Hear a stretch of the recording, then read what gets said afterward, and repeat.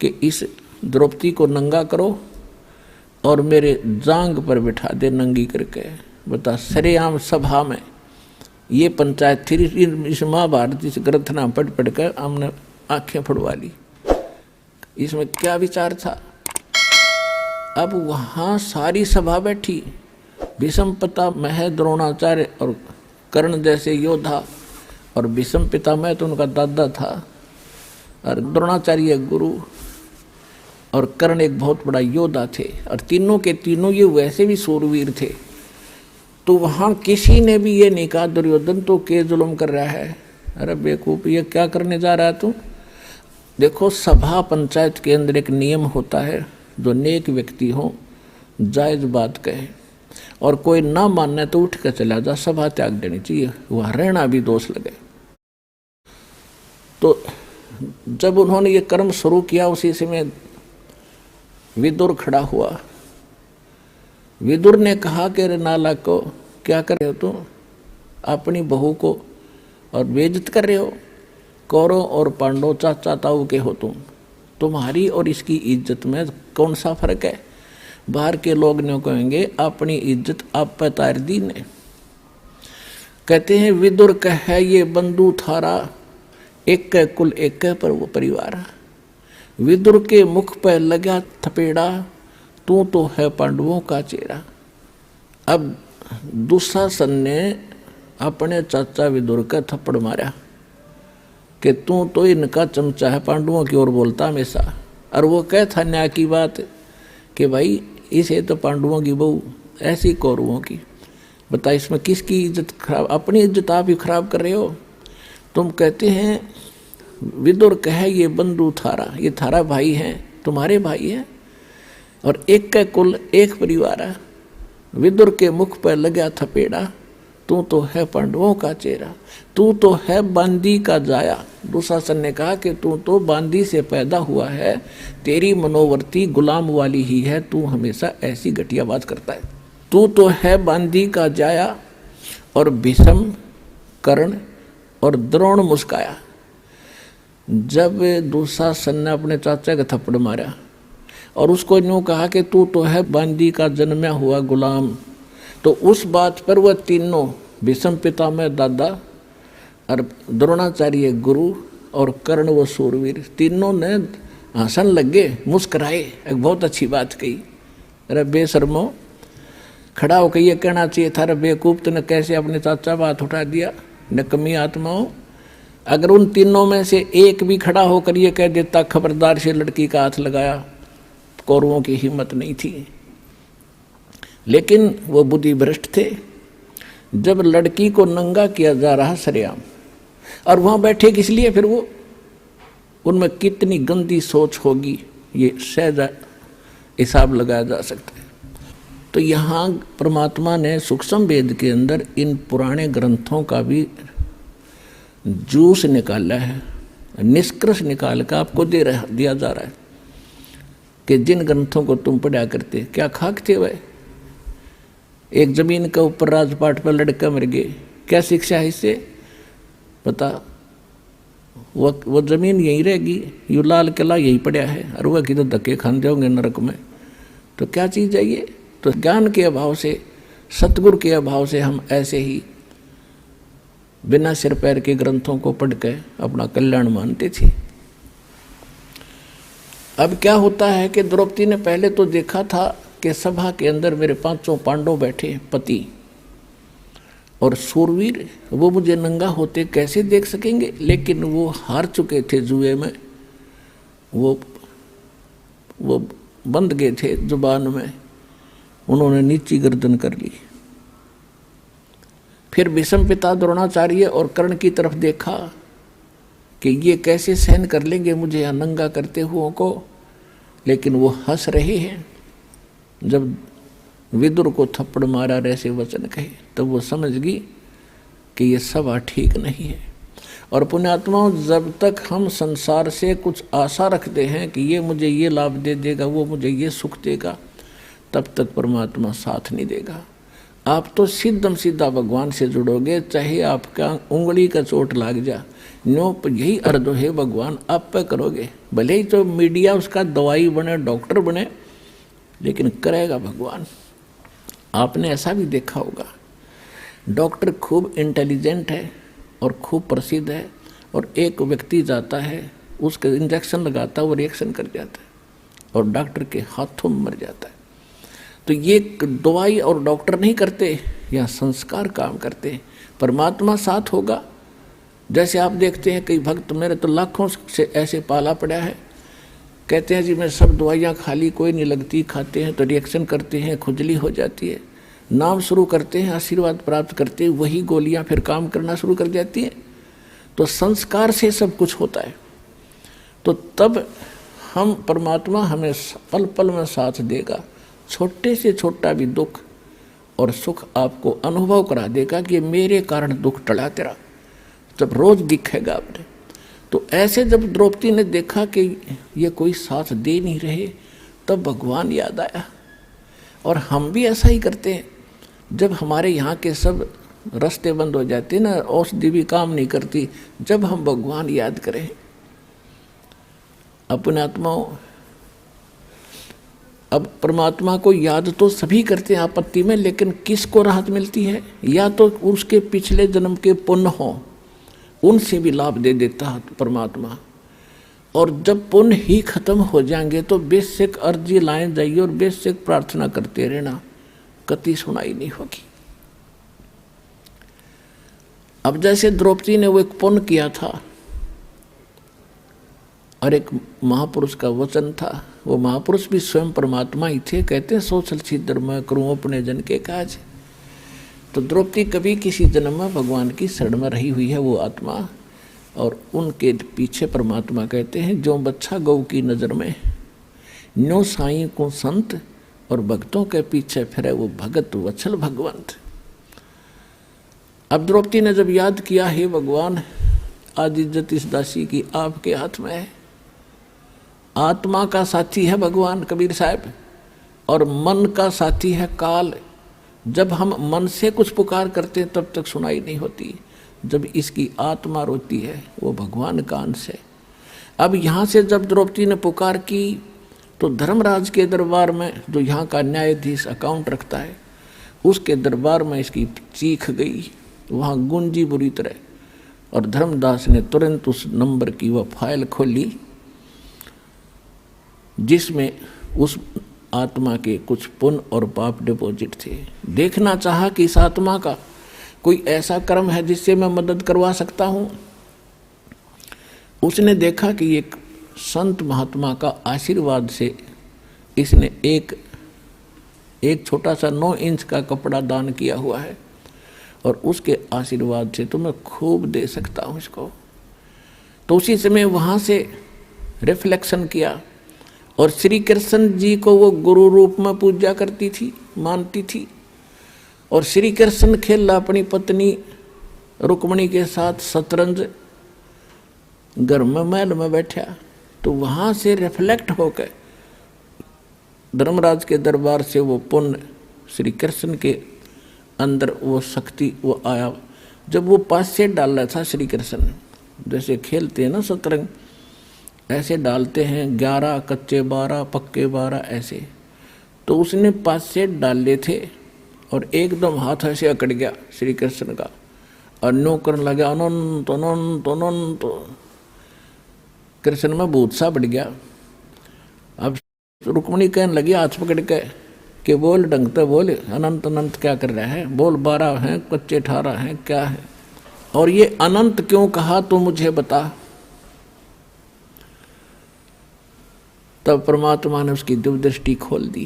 कहते हैं रुक्मणी कर पकड़ा मुस्काई, अनंत कहा मोको समझाई। अब श्री कृष्ण जी को परमात्मा ने चेतना दी, क्योंकि करता वही है, उसके हाथ में रिमोट है। वो कौन से इंस्ट्रूमेंट से, कौन सी तोप से, कौन सी मिसाइल से कौन सा काम ले, उसके हाथ में रिमोट है। तो श्री कृष्ण जी के अंदर परमात्मा ने वह पावर भेजी, वो पुण्य भेजा, और फिर वो तो वहाँ उसको दिखा दी कि द्रौपदी को दुशासन ने पकड़ रखा है और उसकी इज्जत खराब करना चाहता है। और तो वहाँ परमात्मा बुलवा रहे हैं श्री कृष्ण से कि हमरा भगत पे छोड़ी हुई, दुशासन ने द्रौपदी पकड़ी, हमरी भक्त सकल में सिखरी। हमरी भक्त पे छोड़ी हुई तो हमरा नाम न लेवे कोई। यदि भगत ही हानि में रहेंगे तो राम का नाम मिट जाएगा। अब वो तो लग गया खेलने, तंदे ही से पासा डारी और पहुंचे सुख समरूप मुरारी। अब हमने मुरारी नाम श्री कृष्ण का लिख रखा है। मुरारी का वास्तविक अर्थ है राक्षस का शत्रु। अरि माने शत्रु, मुरा माने राक्षस। तो सबसे बड़ा जो राक्षस हमारा कर्म है, पाप कर्म, और उस पाप कर्म रूपी राक्षस ने ना कृष्ण काट सकता, ना विष्णु काट सकता, ना राम काट सकता, ना ब्रह्मा विष्णु महेश, ना शिव, केवल एक परमात्मा कबीर भगवान काट सकता है। तो वो वास्तव में मुरारी है। जैसे वासुदेव श्री कृष्ण को कहते थे, वासुदेव नहीं है श्री कृष्ण, वासुदेव का अर्थ ही कुछ और होता है। वो तो वासुदेव का बेटा था। वासुदेव एक व्यक्ति था, लेकिन वेदों में वासुदेव परमात्मा का अलंकृत नाम है, उपमात्मक नाम है, जिसकी प्रभुता सबके ऊपर हो, जिसका वास सब जगह हो, उसको वासुदेव कहते हैं। तो ऐसे ये मुरारी। तो यहाँ गरीबदास जी की वाणी को समझने के लिए इस दास के इसलिए आवश्यकता पड़ी, परमात्मा ने ये बुद्धि दी। तो कह रहे हैं गरीबदास जी के रुक्मणी कर्म पकड़ा मुस्काई, अनंत कहा मोह को समझाई। क्या कहते हैं श्री कृष्ण जी से अंदर से आवाज आ रही है कि दुशासन ने द्रौपदी पकड़ी और हमारी भक्ति सकल में सिखरी। और जब हमारी भक्त पे छोड़ी हुई, हार में आगे हमारा भक्त, तो हमारा नाम न लेवे कोई। तंदे ही से पासा डारी। श्री कृष्ण तो वहाँ खेल रहा है और पहुँचे सतलोक से आके सुख समरूप मुरारी। और खेचत खेचत खेच कसीसा सर पर बैठे हैं जगदीशा। अब ये लीला क्यों करी कि न्यू बिना पता ना लागो भगवान ने मदद करी है द्रौपदी की। तो जिस कारण से सब लीला परमात्मा करके इस युग तक, इस समय तक परमात्मा में आपकी आस्था बना के लाए हैं। और उस कृष्ण और द्रौपदी की इस कथा ने हम आज तक सुनते और सुनाते रहे। लेकिन आपके आज तक कदे हुई ऐसी लीला जो द्रौपदी के साथ हुई थी, इस दास के साथ हुई और इस सब के साथ हो रही है जब सच्चे भगवान से हम जुड़ गए।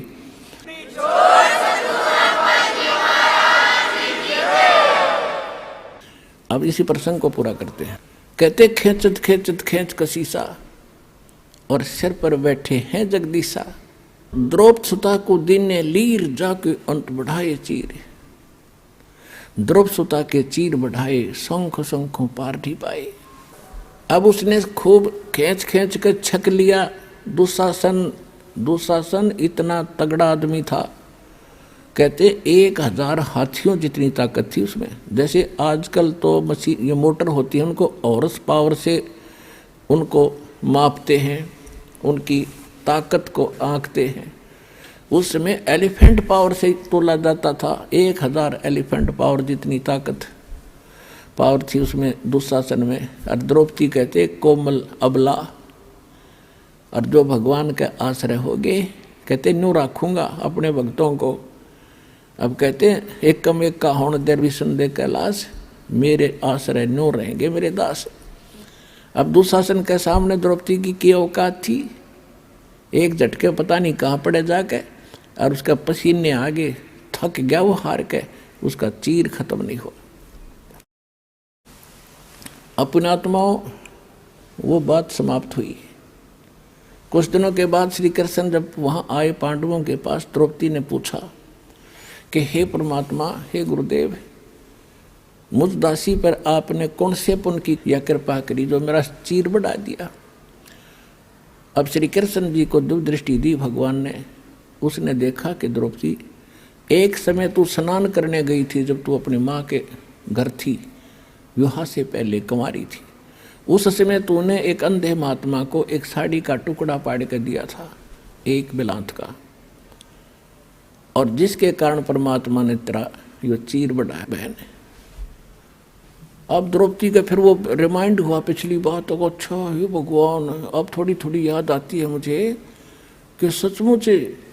अब क्या कहती है द्रौपदी कि एक लीर के कारण यानी 3 फुट बाई 9 इंच के कपड़े के कारण और मेरे बढ़ गए चीर अपार। और जब मैं पहले समझ लेती उस संत को तो सर्वस देती वार। ओए होए होए।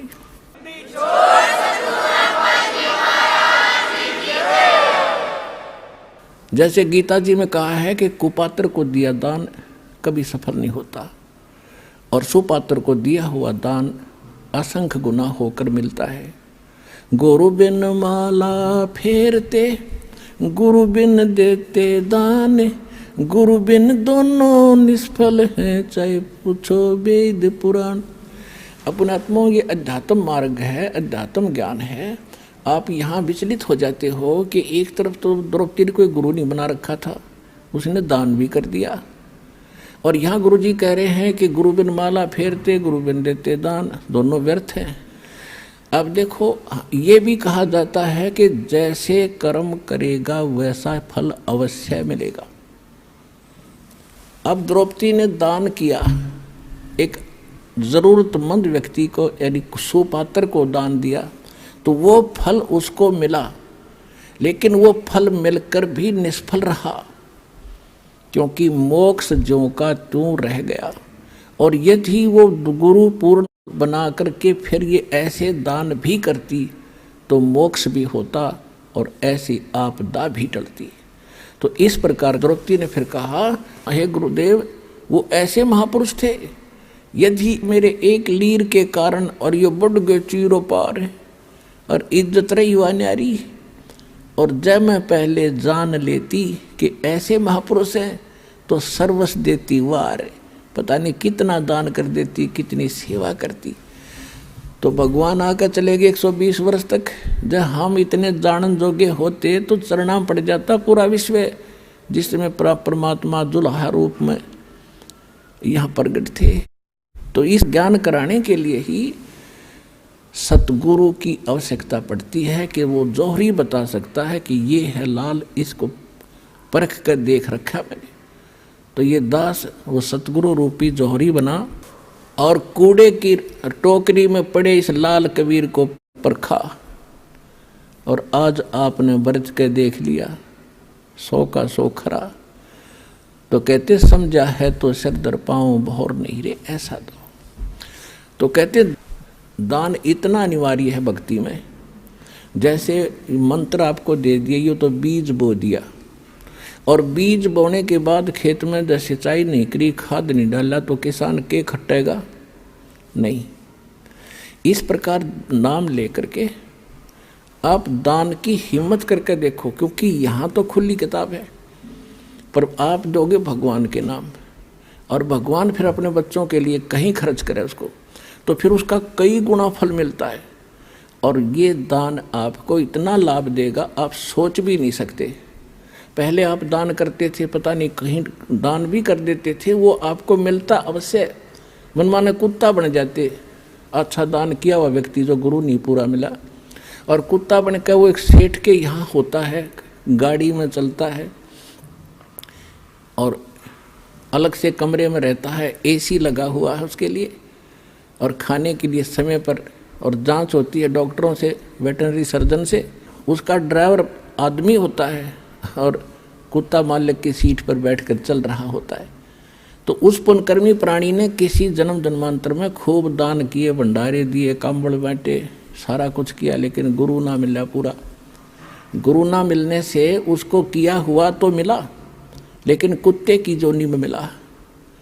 यदि वो शास्त्र अनुकूल साधना और गुरु के अनुसार पूरे संत के माध्यम से ये सभी कुछ करता तो मनुष्य जीवन मिलता और न्यायकार कोठी सुविधा मिलती, और मनुष्य जीवन में फिर कभी ना कभी भगवान और सतगुरु मिल ही जाते।